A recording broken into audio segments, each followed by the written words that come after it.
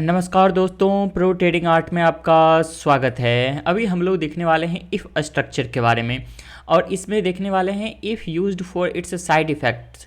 Side effects के लिए इसे कैसे यूज करने वाले हैं उन चीज़ों को हम लोग समझते हैं यहाँ पे। तो an if structure used for its side effects has the following syntax. तो इसका किस तरह से सिंटेक्स होगा वो चीज़ हम लोग यहाँ पर देख लेते हैं।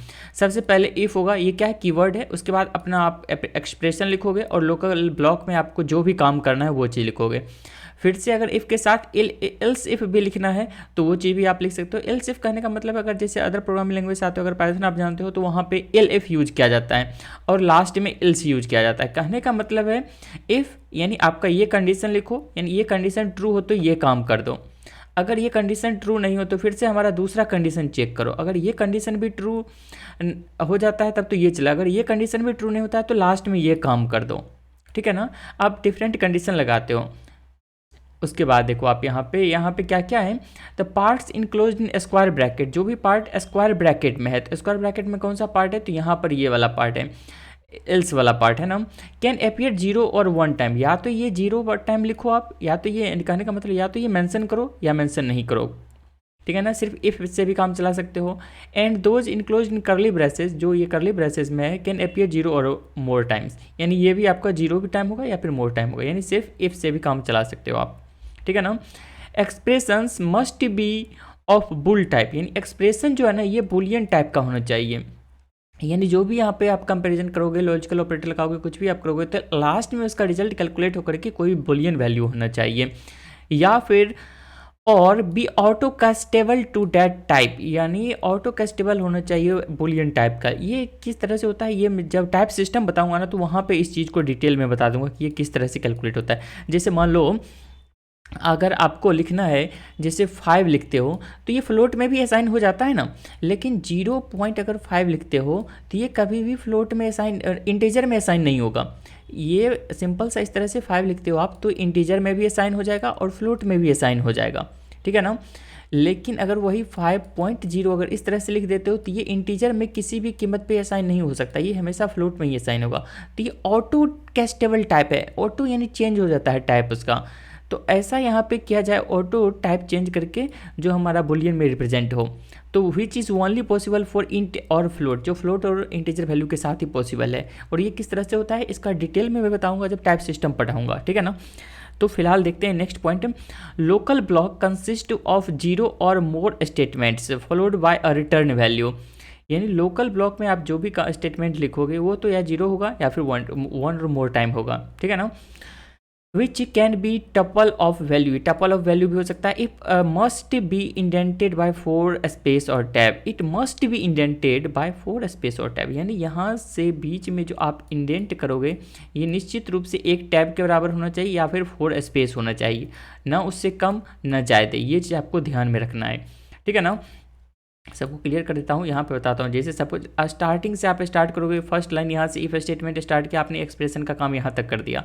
अब जब न्यू लाइन में आते हो आप लोकल ब्लॉक लिखने के लिए, तो यहाँ पे आपको एक टैब का स्पेस देना पड़ेगा। एक बार टैब क्लिक कर दो या फिर 4 स्पेस यहाँ पे प्रेस करो, तो उससे अच्छा है सिंपल सा क्यों ना एक बार टैब क्लिक कर दें। ठीक है ना। फिर से एल्स वाला पार्ट या एल्स इफ वाला पार्ट लिखोगे, एक्सप्रेशन लिखोगे, फिर से यहाँ पे आप टैब क्लिक कर दोगे न्यू लाइन में आने के बाद, फिर से एल्स पार्ट लिखोगे और यहाँ पे न्यू लाइन में आने के लिए फिर से आप यहाँ पे टैब प्रेस कर दोगे। आपको ध्यान में ये रखना है कि एल्स जब लिखते हैं तो वहाँ पे कोई भी एक्सप्रेशन नहीं दिया जाता है। ठीक है ना।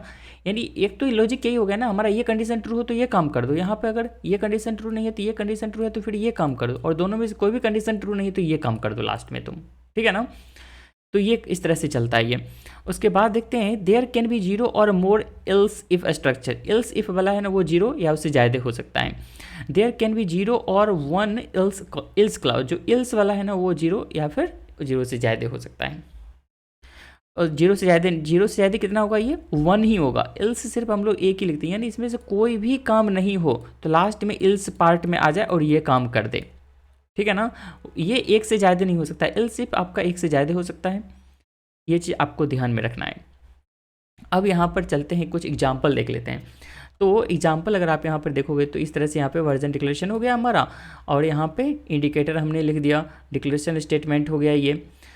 ठीक है ना। उसके बाद हम यहाँ पे क्या कर रहे हैं, अपना एक वेरिएबल बना रहे हैं। वेरिएबल नेम यानी एक्सप्रेशन, यहाँ पे आइडेंटिफायर नेम लिखा हमने RSI, और इसमें बिल्ट इन फंक्शन को कॉल कर रहे हैं ta.rsi, और इसको पास कर दें क्लोज, और यहाँ पे ये यानी सोर्स हो गया और ये लेंथ हो गया। इससे हमारा RSI कैलकुलेट होकर के आ जाएगा।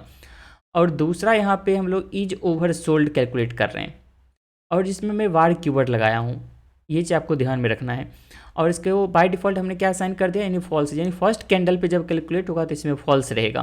और उसके बाद कलर यहाँ पे बनाया हूँ बीजी कलर, इसका भी NA बाय डिफ़ॉल्ट NA कर दिया हूँ, इसमें वार कीवर्ड नहीं लगा है, ये चीज़ आपको ध्यान में रखना है। यहाँ पे ये टाइप मेंशन किया गया है।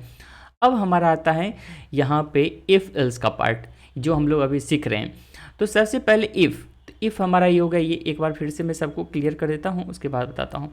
हमारा यहाँ पे है इफ़ कीवर्ड हमने वैसा का वैसा लिख दिया। अब है एक्सप्रेशन में क्या हम लोग चेक कर रहे हैं, RSI। तो RSI वैल्यू कहाँ से आ रहा है, इस वैल्यू में, यानी RSI वैल्यू में जो भी चीज़ हो, यहाँ पे हम लोग चेक कर रहे हैं क्या वो लेस देन है या नहीं 30 से अगर लेस देन है तो हम लोग उसे ओवर सोल्ड मानेंगे, ठीक है ना। तो ओवर सोल्ड में हम लोग चेंज कर देंगे, यहाँ पे यहाँ फॉल्स था, इसे हमने अब चेंज कर दिया किस चीज़ में, colon equals to in reassign कर दिया ट्रू वैल्यू से। कब ये रीअसाइन हो, तो जब वो ओवर सोल्ड जोन में चला जाए, ठीक है ना।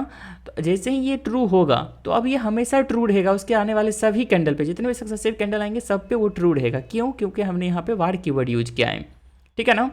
तो ये चीज़ आपको ध्यान में रखना है। उसके बाद RSI SMA, यानी RSI का SMA कैलकुलेट करते हैं, इसका यानी हम लोग SMA यहाँ पे कैलकुलेट कर रहे हैं। न्यू वेरिएबल हमने मान लिया है RSI SMA, और बिल्ट इन फंक्शन हमने कॉल किया है ta.SMA, इसमें RSI वैल्यू पास कर दिया 14 पीरियड का। फिर है SMA यानी क्लोज का SMA, यानी हमारे पास 2 SMA, एक RSI का और SMA का।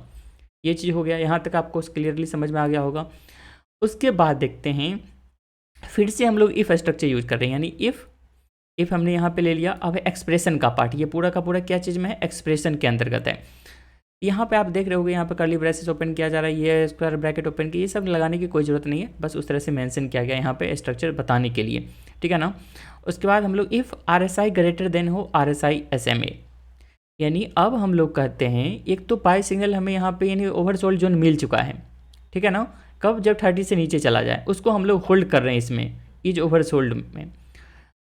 उसके बाद कर रहे हैं कि RSI SMA से, यानी SMA जो कैलकुलेट करेंगे उससे ज़्यादा हो जाए और ओवर सोल्ड हो, ओवर सोल्ड भी यहाँ पे ट्रू हो, and close greater than SMA हो। क्लोज ग्रेटर, ये क्लोज हम लोग जो प्राइस आता है एवरी टिक पे, वो क्या होगा, SMA से ज़्यादा हो जाएगा। कितने पीरियड के SMA का, तो 21 पीरियड के SMA का, यानी इतना काम हो तब जा कर के बीजी कलर को कलर डॉट लाइन कर दो। हमने यहाँ पे बीजी कलर मान लिया है, बाई डिफ़ॉल्ट NA है, यानी सभी के लिए कैंडल पे ये इनिशलाइज होगा फिर से, क्योंकि हमने यहाँ पे वार कीवर्ड यूज़ नहीं किया है, ठीक है ना। तो सभी कैंडल पे वो चेंज होगा, और कंडीशन इससे मैच होगा तो वो उसको लाइन कर देगा, अन्यथा वो NA रहेगा, यानी प्लॉट नहीं होगा। फिर से हम लोग फिर से एक बार और इफ़ लगा रहे हैं, इफ़ RSI ग्रेटर देन 50 हो जाए तो इज ओवर सोल्ड को अब फिर से फॉल्स कर दो। यानी स्टार्टिंग में ये फॉल्स था, हमने यहाँ पे कंडीशन लगा के उसे ट्रू कर दिया, और वो कंटिन्यूसली ट्रू रहेगा, लेकिन जब तक हम 50 से ऊपर चला जाता है उसके बाद हम लोग इसे फिर से फॉल्स कर देंगे।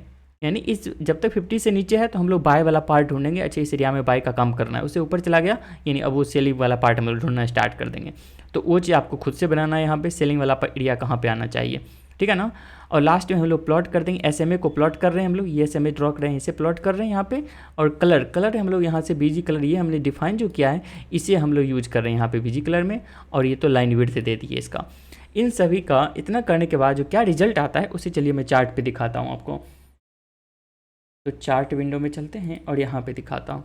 देखो ये यहाँ पे जो है ना वही कोड यहाँ पे लिखा हुआ है, ये सारे के सारे, और इसको मैं चार्ट पे ऐड कर रख दिया है यहाँ पे।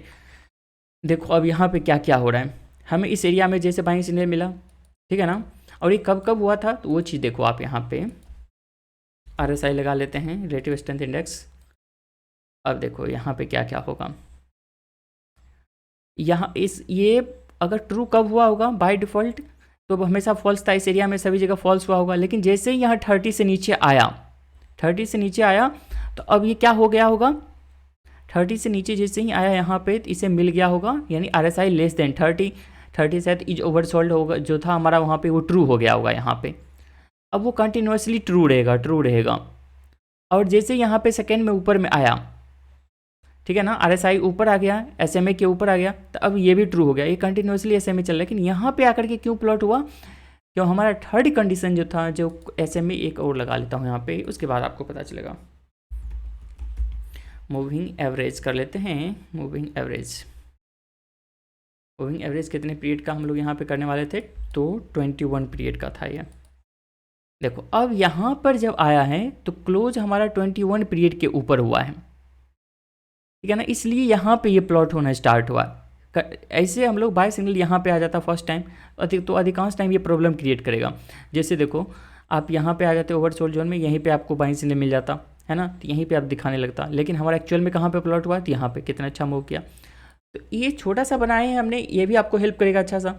इसमें आप और भी लॉजिक लगा सकते हो, ठीक है ना, तो ये और इम्प्रूव हो जाएगा। देखो यहाँ पे जैसे बाई सिग्नल मिला, इस रेंज में बाई सिग्नल मिला, कम से कम टॉप पे तो नहीं बोल रहा है ना आपको बाई करने के लिए, बॉटम में बोल रहा है आपको बाई करने के लिए, इस रेंज में बाई सिग्नल मिला है ना।